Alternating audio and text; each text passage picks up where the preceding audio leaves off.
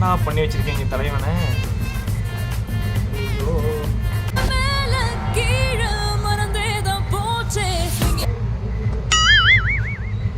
ஏதோ புதுசா பண்ணியிருக்கீங்க. பட்டு இதை பார்த்துட்டு எனக்கு என்ன ரியாக்ஷன் பண்ணுறதுன்னே ஒன்றும் புரியலைங்க. ஏன்னா கஷ்டப்பட்டு நீங்கள் படம் எடுக்கிறீங்க, தப்பு சொல்லவில்லை. நம்ம பேசினா, நம்ம ஓவராக பேசினா நீ படம் எடுக்க விடான்னு யார்ட்டாலும் கேட்பீங்க.